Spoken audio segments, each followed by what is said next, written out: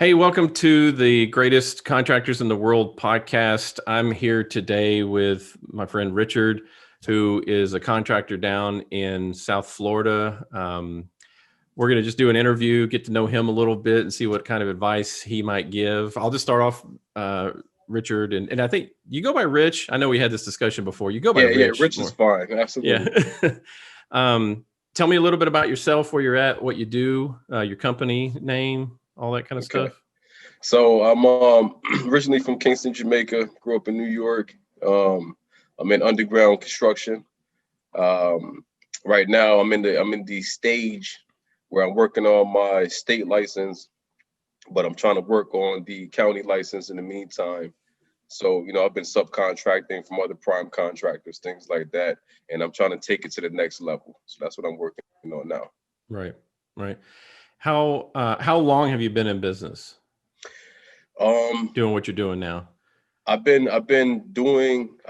involved in underground in 2016, January 2016. I got into underground Okay. and I started my own business February 2017. I was able to start my own business, and I've been doing it since then. Yeah. And your business name is what? It's Badger, right? Yeah, Badger Underground. Badger Underground. And you're in West Palm Beach area? Yeah, West Palm Beach, absolutely. Yeah, West Palm Beach, Florida. Palm Beach County, I think is the county name, right? Yes, sir. Okay. Right. All right. So what led you? I mean, you could go back as far as you want. I mean, some of it I mentioned you had posted something the other day about it's talked about your life a little bit. Tell us a little bit about your life. I mean, because being from Jamaica, growing up in New York, now you're in Florida. I mean, Yeah, there's got to be a lot of stuff there. But share, it's a whole lot in between.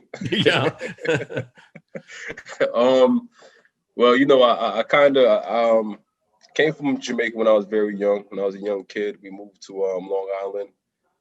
Then from Long Island, I moved to Far Rockaway, Queens. Um, for my parents, well, for me growing up, um, my parents tried to do their best they were new to this country. My father just came here from Jamaica. My mother just came here. My mother was here first, me, my mother, and my oldest sister. And then my father came later on. But when they finally got themselves settled here, they had to try to work on building a future for us. So, my mom was always at work. My dad was always at work. My mom, I think she worked like 3 jobs at the time. My dad worked 2 jobs trying to make things happen. And, the environment that we fell in when we were in Queens, I kind of fell victim to what was going on outside. Um, I got into the whole trying to fit into the rap culture and, the American culture. It just led me to idolize the wrong things, the wrong people, and it led me down the wrong road.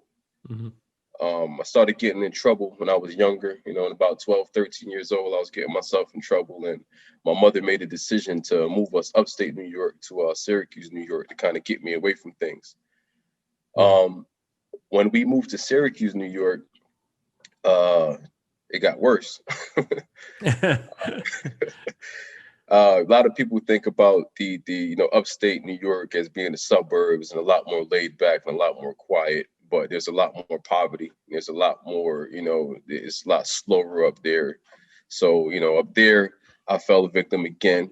Got into the gang stuff, and I was in and out of centers from the age of 15, 15, 16, 17 up. You know what I mean? I was in and out of jails, in and out of all of those things. wow, Graduated to college, which was prison. yeah, You know, by the time I hit the age of 22, no, 24. Matter of fact, when I was 24 years old, got sentenced to a state prison time for a armed robbery case and a some drug sales and drug possession yeah, cases. wow. Um, you could, if you have any questions, stop me at any time. Yeah, no, I keep going. I mean, Yeah. I'm So how long were you in for that? for the last cases, I was in there for 4.5 years. Wow. Four and a Wow. half years.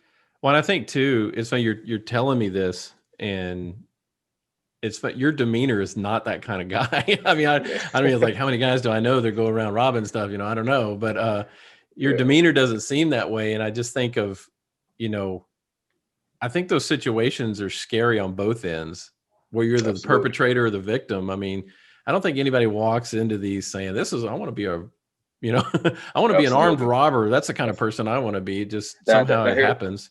now here's the thing. I never like no when I say that I wasn't like sticking up a mom and pop gas station or robbing. I got myself into some situations where most of the people that most of my offenses were towards other drug dealers. You know what I Gotcha. mean? It was Yeah. things like that. So I wasn't one of those guys out here, snatching the old lady's purse at the gas station, running off. I wasn't that Yeah. guy. Oh, okay. Well, that's good. It doesn't make it any better, but Sure. you know what I mean? Yeah. I just understood that the lifestyle that I was in during those times, I used to feel like there was no out. Right. So I used to adapt to what was around me. So, Right. that was all I knew. That was all I was accustomed to. And I didn't think that there was anything else, So that's kind of how I lived my life during those times. So what helped you? What helped you make that transition, and what did that transition look like for you? Prison. Is this is like, I don't Prison. ever want to go there again? Not just that. Because prison was easy for me. And I always tell people that, man, prison wasn't like a big deal like people make it. No, don't get me wrong. You have violence in prison. You have things that go on in there. But for me, it was more the time out. Hmm. You know what I mean?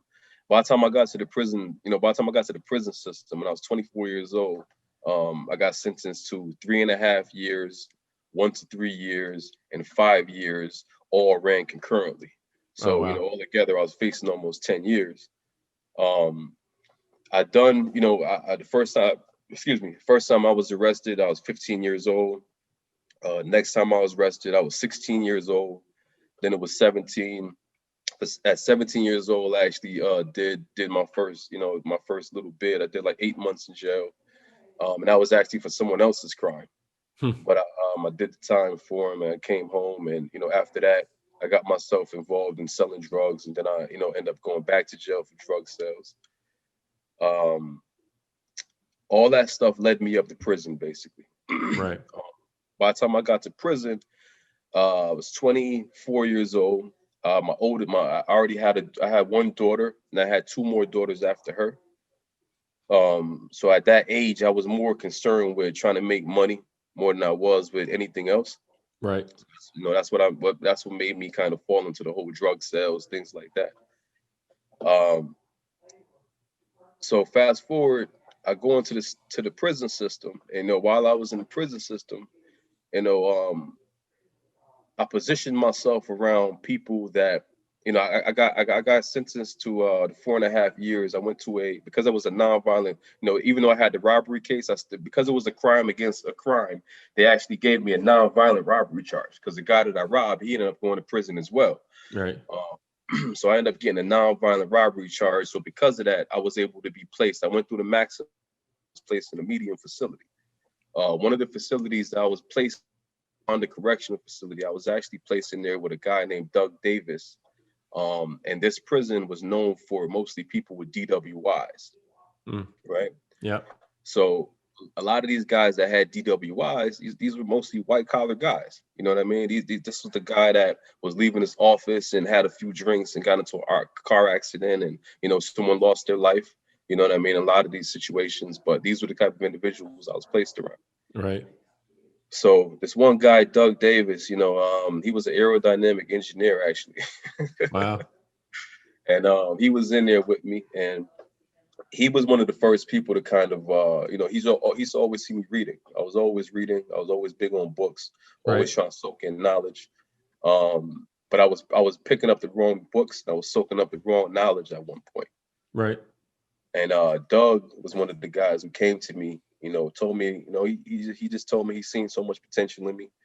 There was a couple things that led up to me and him even having that conversation, but he was one of the guys that just came to me and I could be doing something different with my life. And Right. he used to get the Wall Street Journal sent into the prisons, and he started to, give me the Wall Street Journal every day to go over, even though I didn't understand what the hell I was looking at. But He taught me how to go through the Wall Street Journal. He taught me how to, when I watch the news, how to predict certain things. He started teaching me about economics. You know what I mean? He just gave me like the little bit of tools that I needed to get started. He gave me he was the first person to give me the book, How to Win. No, Rich Dad Poor Dad. Oh yeah, Robert Kiyosaki. Yeah, absolutely. Also, he was the first person to turn me on to Think and Grow Rich. Yep. And a lot of these books go around the prison system. A lot of these, a lot of the older guys that's been in prison. I've been in prison with guys that's been in there for 20, 30, 40 years. And even those gentlemen, brought something to the table more than Doug did, because, they brought the fact that, a lot of these men were never going home again. They were never going to have the opportunities that I had. Right. So when I was able to sit around guys like that and have certain conversation, you know what I mean? These guys also gave me certain to influence people by Dale Carnegie. So many books. That's a classic. That's one of my favorite books. I try to read it every couple of years. Absolutely. So I was doing my time. I lost a lot of my friends that were on the outside. They were still involved in stuff, man. And I lost a lot of friends. One of my best friends, he in January 2010. And that was kind of one of those moments where I started to rethink life and rethink things. Right. Then I lost my grandmother in Jamaica, and I wasn't able to go to her funeral, and I wasn't able to be there for my father the way that I felt like I wanted to be. And I think that it was one day after my friend got killed, and after my father went to the funeral in Jamaica, he came to visit me, and I seen a lot of pain in him.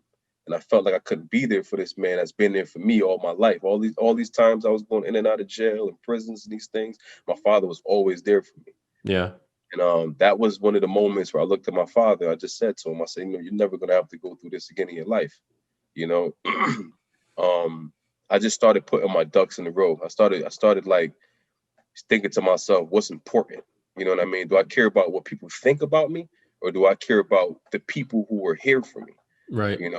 I started having those thoughts about my kids. My friends who were getting murdered out there. Do I go home and try to revenge these guys, or do I go home and be a role model for their children? Do I show their children something different? So those are the kind of things that started going through my mind. And again, being around the older convicts, you know what I mean, they used to have those conversations with me.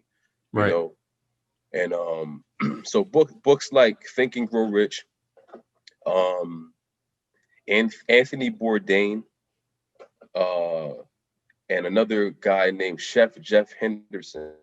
I read both of their books as well, and those were eye openers for me. Chef Jeff Henderson, he had a book, I believe it was called Cooked, and he did 10 years in federal prison. And he taught himself how to cook while he was in prison. He became one of the head chefs for Bellagio Hotel underneath Chef Wolfgang Puck. Yeah. So when I started reading stories about guys like that, it kind of made me know that, Anthony Bourdain was a heroin addict. He was in and out of jail. He was in and out of trouble. He was all of that stuff. And I watched really, so these are the kind of guys that I started reading about and started seeing that, it doesn't matter what happened to me in my past. I can still control my future. Absolutely. Yeah. And Chef Jeff Henderson, his book spoke volumes to me, because he, him doing 10 years and being in the streets and things like that, that just gave me even more reason to not doubt myself. You know what I mean? I used to tell guys, like, when I go home from prison, I'm going to start a t-shirt company. And a convict that I sat down with, actually, he asked me, what would I do when I go home? And I said, well, I got these felonies, man. I don't know how I'm going to get a job. I was giving him all the excuses, but I wasn't giving him any answers. Right. And that's something that he pointed out to me. He said, you got a lot of excuses. He said, I'm looking for you to give me some answers. Yeah. So how was that coming out? I mean, did you find a lot of difficulty in employment, or did you just go straight into entrepreneurship that way? So when I made the decision to parole out, I made the decision to move to Florida. right? Me and my father talked about it. I was like, you know what? It's a new start. I don't know anybody here. Nobody knows me here. You know what I mean? I'll be away from my children. I'll be away from my family and friends.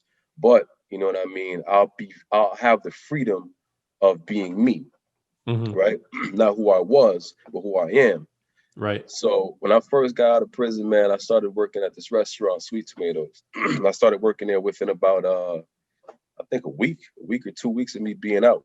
Right. And I mean, I came straight out looking for a job. I didn't care if I was one of those guys on the corner flipping the signs. I remember my mother told me, "No, you're not gonna be out." I No. was like, "Listen, We'd rather you not do that, but absolutely, absolutely." And the way that I got there mentally was while I was in prison. A lot of the job details that I got, it taught me to put my pride to the side. You Mm, know what I mean? It was an officer named Dotto in Gowanda State Prison. When I first got there, they put me on laundry detail, and I remember that this guy used to come every time I was finished, and I would go to his office. I would say, "Hey, Dotto, I'm wrapped up." He would go in there and he would, "Hey, you didn't do this. You did."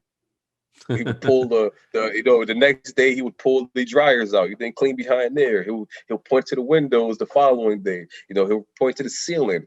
You know what I mean? So what I started doing though, rather than arguing with this man and knowing that, this is the energy that he's used to. He's used to people being combative. He's used to people arguing. That's what he's looking for. right. I didn't give him none of that. Every single day I walked into that room, I swept, I mopped, I did every and anything that I think he may ask me about. Yeah. And it got to the point day he came in there, he was looking around, he was like, "What about this?" I was like, "I got that." He was like, "What about that?" I got that. And then the man the man looked at the doorknob and said, "What about this?" I said, "I sprayed that down too." Oh man, that's great. So and ever since that day, he never checked me out. Ever since that day, if I say, "Hey, laundry room's closed," hey, close it up. You know what I mean? Yeah. Don't worry about it. He started giving me a lot more leeway within the house. My respect grew with him from that moment. Hmm. Then there was other details that I had, that just it just made me, I'm like, listen, I can't change my situation right now. You know what I mean? Right. I can only make the best of what I have, and in order for my time to be smooth, this is just what I have to do. Right. So when I got out of prison, I had the same mentality when it came to work. I don't expect for me to get out of prison and get a corporate job. I don't expect to walk into a corporate boardroom and say, "Hey, no, you know what I mean? What have you been doing? You don't have any college background." When I first got out of prison, I didn't have any college. I was 28 years old, and I was turning 29 in a few months. I didn't have a driver's license. Mm, Never had a driver's license in my life, right? Never had a savings and checkings account in my life, right? yeah. All of these things, the small things, you know what Right. I mean?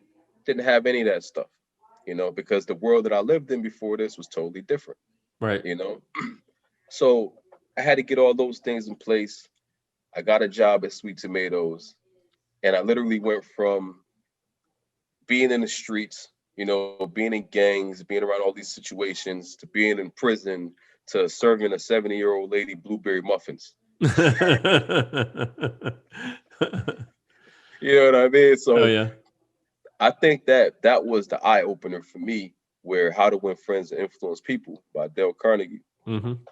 I reapproached that book. I actually brought a personal copy during that time, and I started reading that book all over again. And I started applying everything that I was learning in that book to my work, Yeah. and it just took me to the next level. Because I didn't know how to have conversations with people. You know what I mean? I didn't know. It's like when you're having a conversation with someone and they're like, "Hey, well, Rick, what did you do before this?" It's hard for me to be like, "Well, I was in prison before this." Well. So I got past that conversation Yeah. and I started making it more about them than it was about me. So Yeah. that kind of up and made me feel a little bit more comfortable with speaking to people. Yeah. Um, I got, once I started, I made a decision to go to college when I was in prison. I went to college. So, that was a little something on my resume.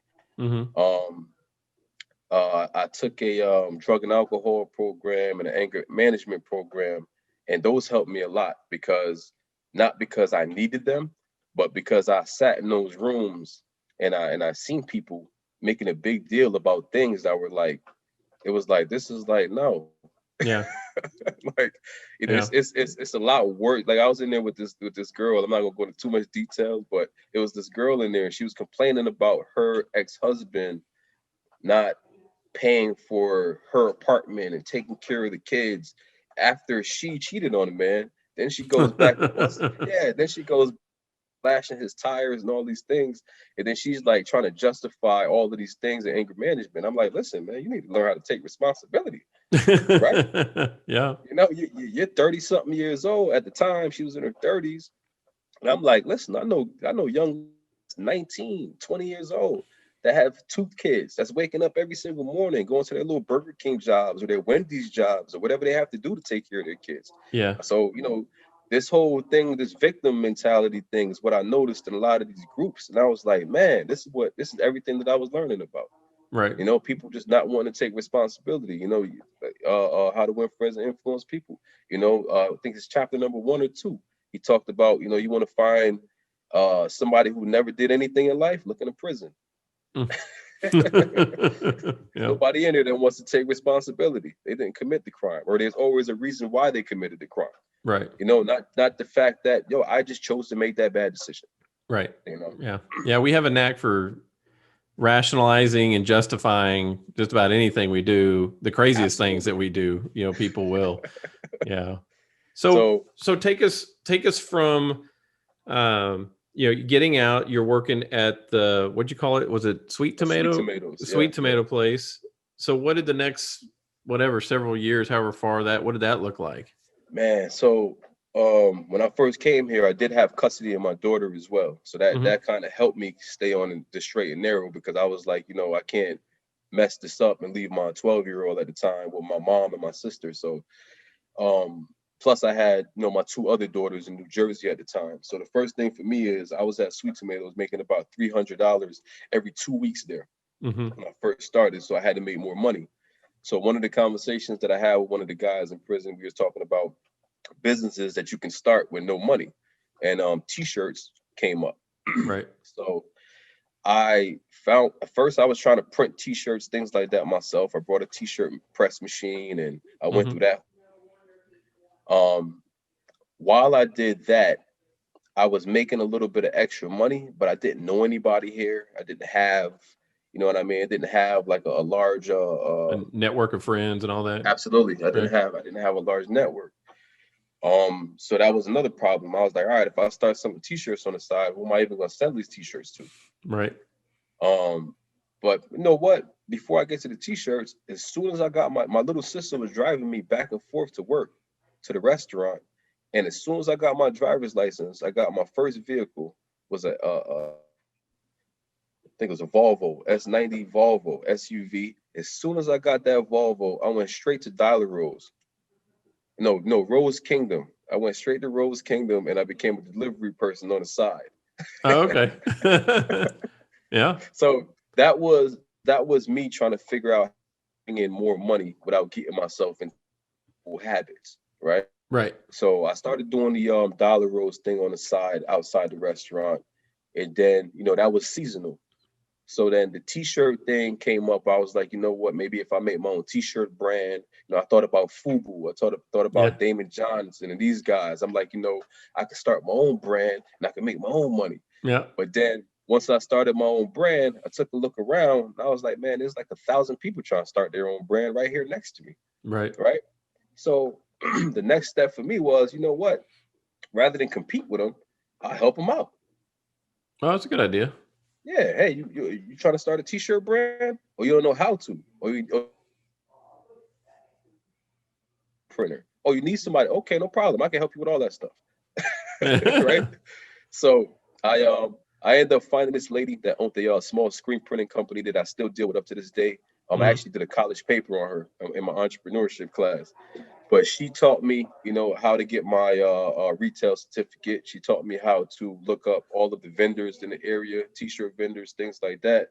So then she told me what I needed to do. She gave me my prices from her, and she told me my markup. and stuff. She taught me all of these things. And Mm-hmm. then I just went out there. I went to a bar one day and spoke to one of the managers and was like, hey, why don't you guys have uniforms? You Yeah. know what I mean? So she was like, well, the owner never ordered any. I said, well, can I speak to him? Maybe I can make them for you guys. And if he likes them, then you guys can purchase them. Right. So I actually Chris and put up my first little $300 to make these t-shirts for this company. And thank God the owner ended up he ended up going along with it, and he started purchasing T-shirts from me.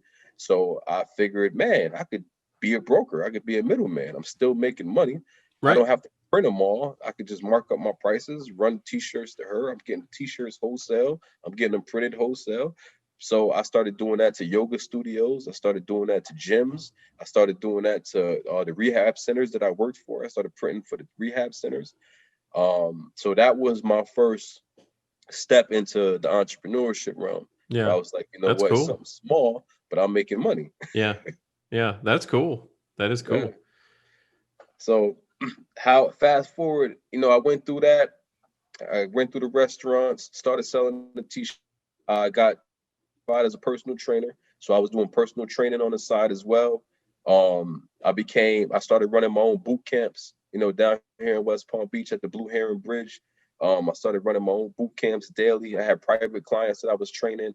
So I was filling my schedule with anything and everything that could make me money legally, but also keep me busy so that I'm not, you know, dibble and dabbling around the wrong people. 'Cause when I first came here, I went back to like the how can I say this, like the areas that I felt the most comfortable is what Sure. I started Most going familiar to back to. you. Yeah. Absolutely. So I started going down to like these Riviera beach areas and these little spots that I knew was no good for me. And one day an incident happened at one of these locations that just gave me a wake up call. Something happened to these two kids. And I was like, man, I said, what are you doing? I'm like, what are you doing, bro? I'm like, you have an opportunity where nobody knows who you are. You can put your best foot forward in every single situation you walk into. Like, what do you want to do here? And Yeah. that's when I made a change then. I stayed away from those areas. I was like, you know what? Cut ties with them completely.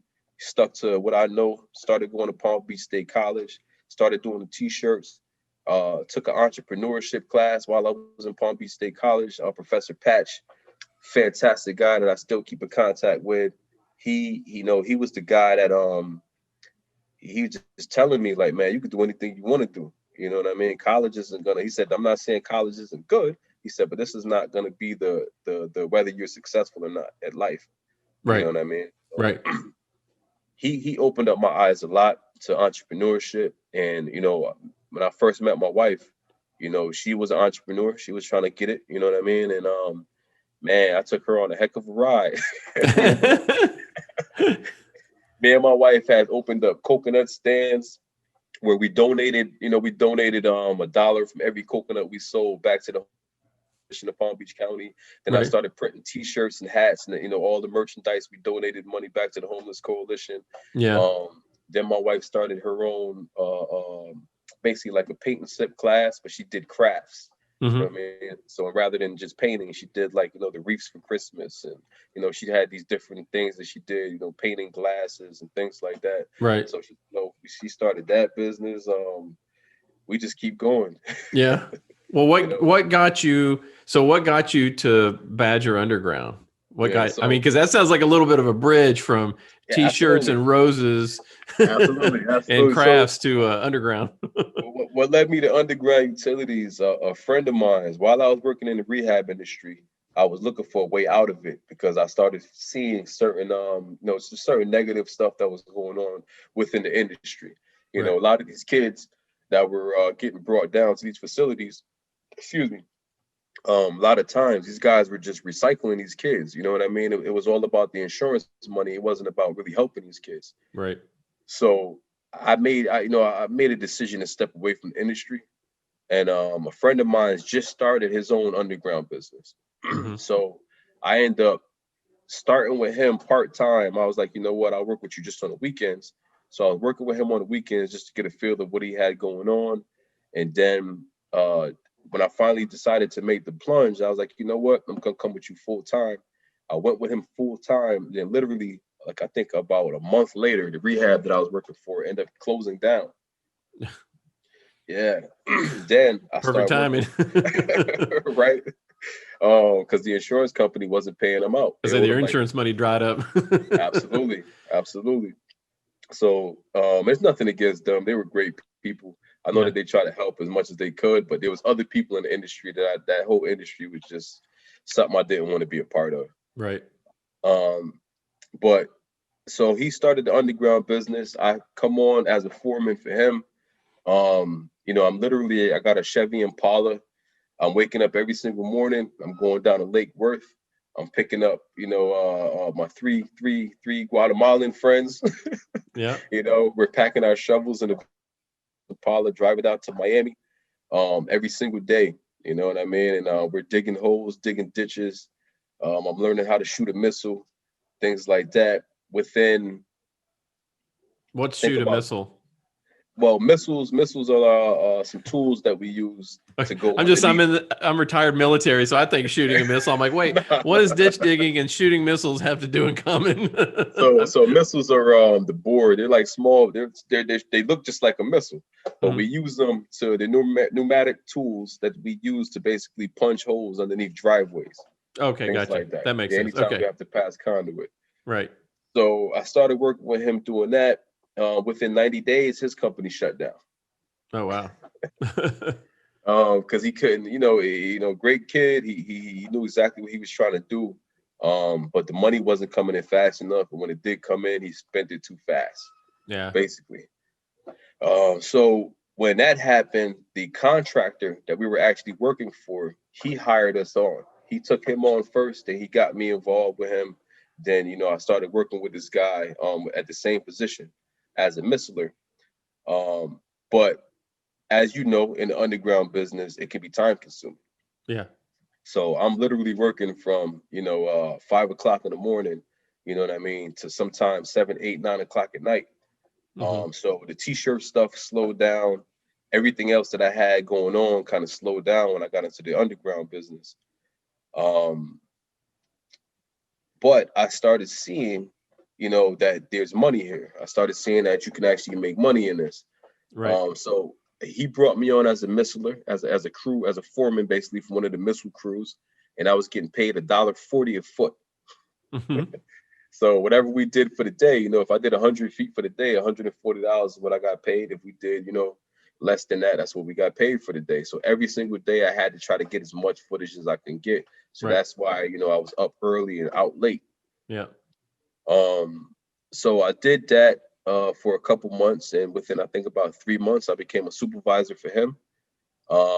They noticed that I was really good with dealing with people, how to win friends and influence people. Dale Yeah. Cardi. That's right. That's right.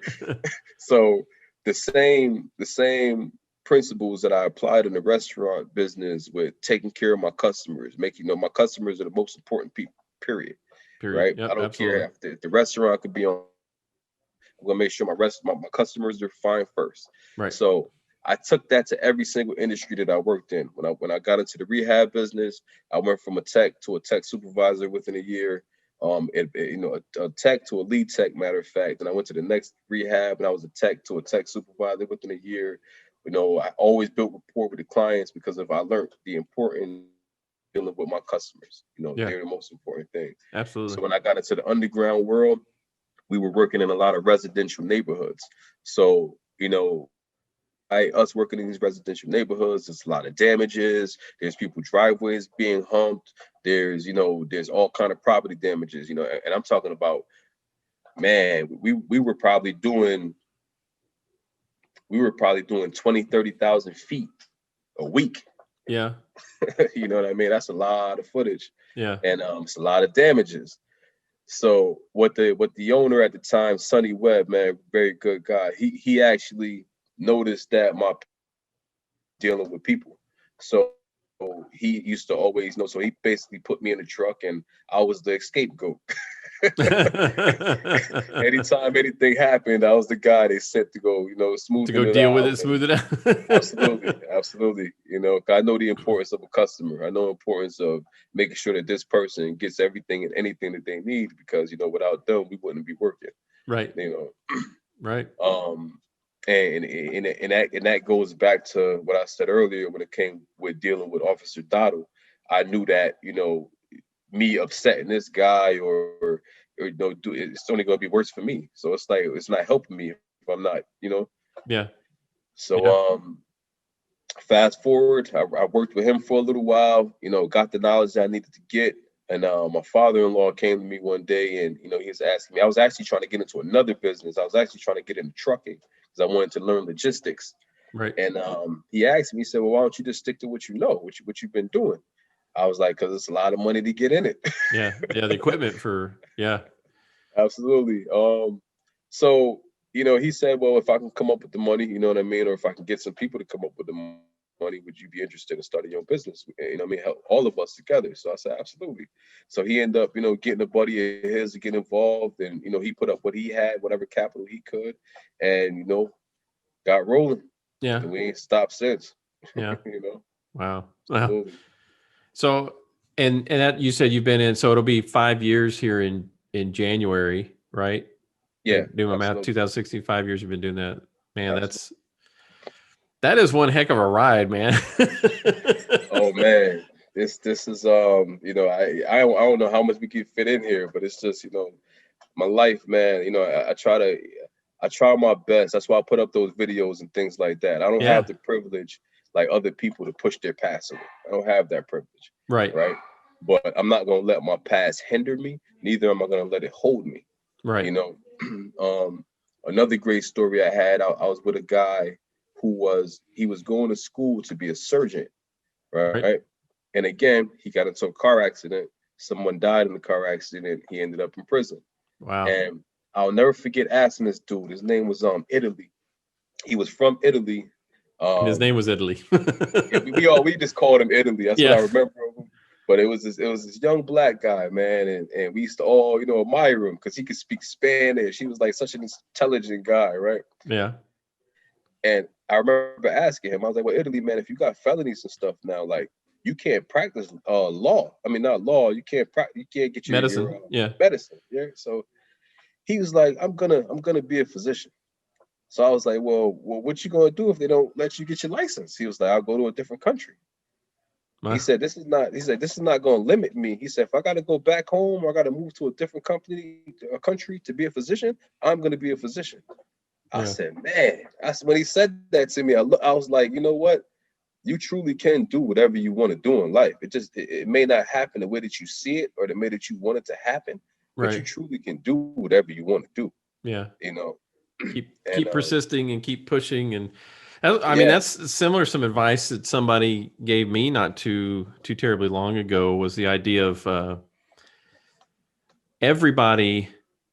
I don't know if you deal with this. I do a lot sometimes. It's like negative self-talk in our head about, "Oh, I don't know if I can do that. I don't know, whatever." And this guy that I respect, he was talking to me one day. He said, he's like, "David," he goes, "Everybody has that. I have it. You have it. Michael Jordan has it. Whoever, he named all these people, everybody." And the difference between people who succeed and the people who don't are the ones who push through that negative self-talk, because everybody has it. And it doesn't even go away. It's like absolutely because not. sometimes Never. you think, I'll push through it, and then it'll go away and I'll never have to deal with it again. It's like, no, it'll come back in a few months or a few weeks or maybe Absolutely. tomorrow, or whatever. Hey, Absolutely. let me ask.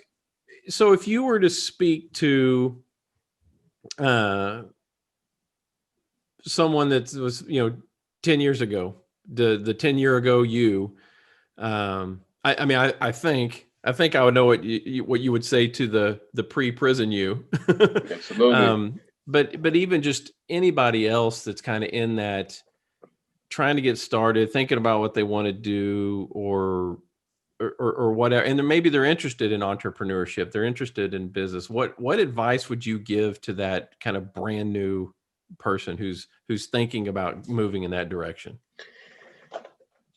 Pull the trigger and don't. Don't stop. Right? Yeah, don't stop. Um, Even with the t-shirt printing business, I still print t-shirts up to this day. You know what I mean? I still just I printed this. You know what I mean? Um, I got a lady that just ordered like 200 t-shirts for me day before yesterday. I may not do it all the time, but this is what got me started, and I still haven't stopped with it. Right Right. now, what I've done with that is I've applied t-shirt business again to the construction industry. Right? Everybody needs a logo on their t-shirt. Everybody needs a printed material for their trucks, magnets, stuff like that. Everybody needs vests. Everybody would like a vest, should I say, with their company logo on it. So I tapped into that market, Right. right? When I first, but because I pulled the trigger, I kept going with it. You know, I just haven't stopped with it. You know, even with the underground stuff, it was times with this underground, I didn't know what I was doing. Mm-hmm. You know, sometimes every day you dig the ground up, you don't know what you're doing. But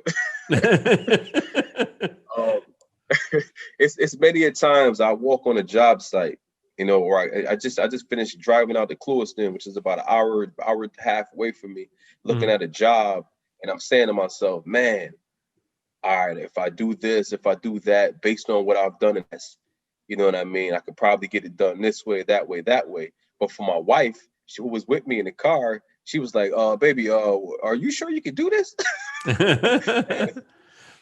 And I was, and for me, I just think about how many times I've approached jobs like that where I'm like, man, I don't even know if I could do this, but then Mm-hmm. I do it.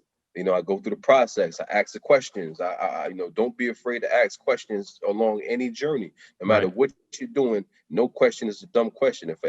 Hey, I'll even tell people, hey, this may sound like a stupid question, but I just want to know.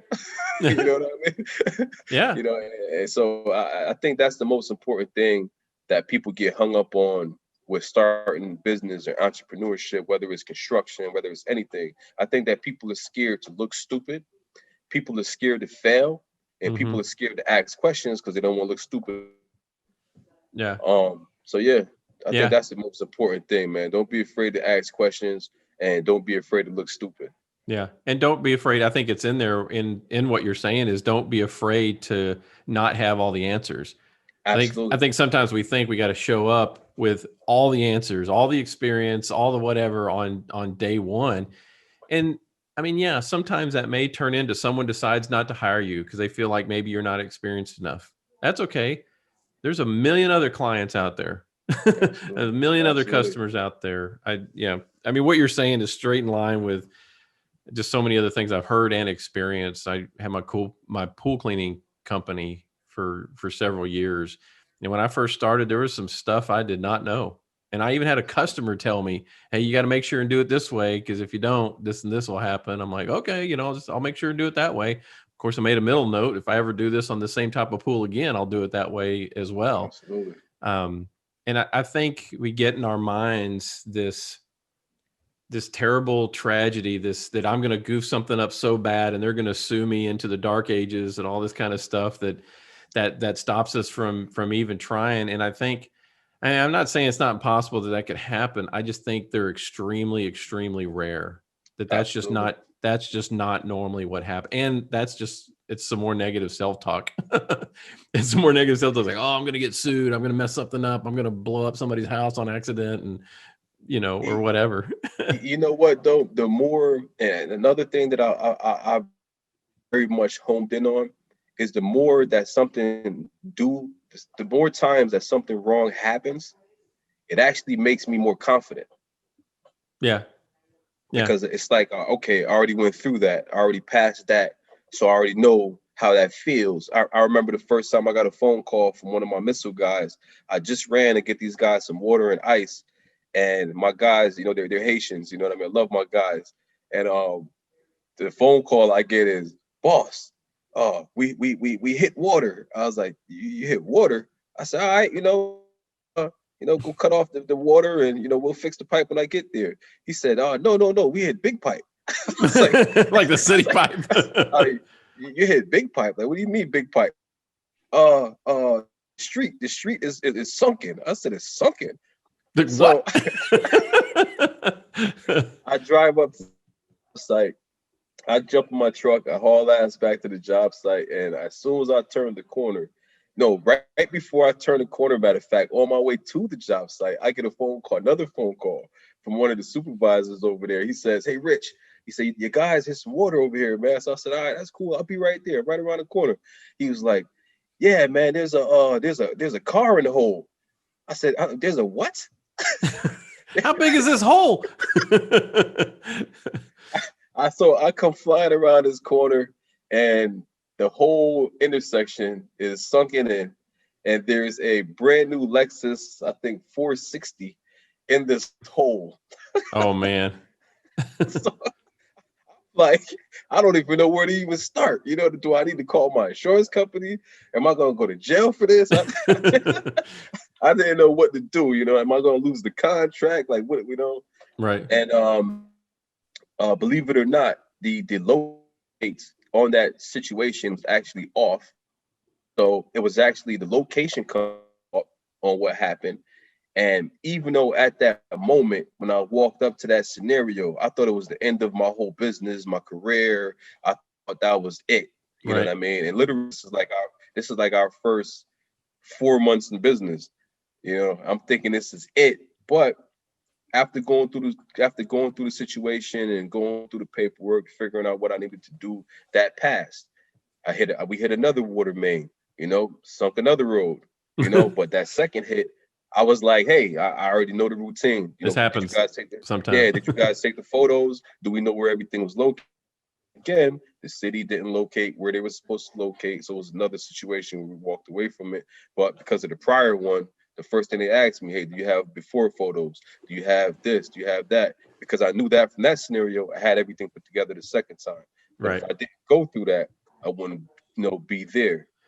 Yeah. Well, and I think that's something else too. You didn't specifically say this, but I was thinking it when you were telling the story about working at in the laundry room at the prison and cleaning behind the dryers and the windows and the Absolutely. ceiling and this and that and that and the doorknob. It very much reminded me of, in the Navy when you go into boot camp, the probably the primary thing they teach you in boot camp, besides like military rank structures and all that kind of stuff, the biggest thing they teach you is attention to detail. And they hit that over and Absolutely. over again.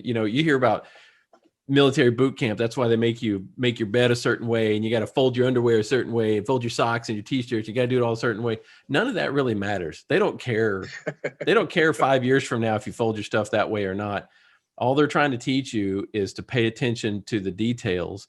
And once you do that, or once you get that instilled in you, I mean, you're just going to be much more successful. It's not, I mean, you don't want to be OCD about it either, but you want to lean maybe that way a little Absolutely. bit, because like what the situation you're describing is, like, if I know that I am, and I'm sending this pipe, with a missile down a particular path, and I'm in the path I'm supposed to be based on the drawings and all this other kind of stuff. If I hit something, if I'm where I'm supposed to be, that means either somebody gave me bad information, or the pipe is not where they said it was supposed to be, or whatever it is. Absolutely. And that's not my fault. But now if you just wing it, and I know that too, you start a business, you'll never have all the information. You're always going to learn as you go, but keep studying and keep researching, be like a lifelong learner. I studied, like I said, my pool company. I studied pool stuff all the time. I mean, I didn't know anything about pool. I was reading pool blogs, and I'd ask the pool company, the store in town that sold pool chemicals. I'd ask them questions. Hey, have you ever seen this before, Absolutely. or whatever? Just all kinds of stuff like that. Let me tell you, man. One of the guys that I hired, actually, I took on this big job downtown West Palm Beach, which was a very cluttered space that we're going to be drilling. We're drilling around gas lines, electric, very tight space. Right. And the guy that I hired knew more about the job than me and the contractor. Sounds like you hired the right guy then. You know what I mean? But it goes to show, you know what I mean? If I didn't ask him, I asked him, hey, you ever been in this scenario before? He's like, yeah, 100 times. So he broke it down to me on how we should take on the job. And then when I approached the contractor, I had better information based on what he went through. You know what I mean? I brought it to the contractor, and even he was like, "Yeah, well, let's do it that way." Yeah. Yeah, that is great. Hey, Rich, let me let's close out here and just ask if someone in your area, is there a good way for them to get in contact with you if they're wanting some underground something done, French drains or whatever? I know you still got some paperwork in the works with the county or whatever, but someone might listen to this thing 6 months from now. You never know. What's the best way for people to get in contact with you? It's going to be badgerundergroundllc@gmail.com. badgerundergroundllc.com. badgerrubbishremoval.com. That's right, because you guys do rubbish removal too. Yeah, absolutely. We can hit any of those links, and there's contact information on there. Instagram, we're everywhere.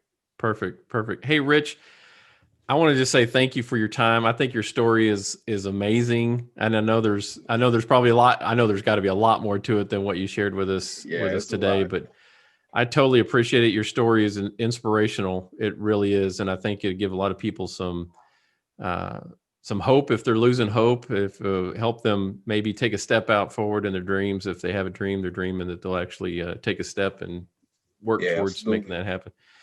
So I appreciate your time. I just want to say thank you for spending the time with me to do this. No, thank you for the invite. And if I want to leave anything, man, I just want to leave that message for that young kid who's that was just like me a couple years ago. I just want to tell him to be himself. Don't worry about what anybody else thinks of you. Do what makes you happy in life, and don't stop. Just keep going. Yeah. Actually, keep going. All right. All right. Hey, All thanks. right, man. Good thank you.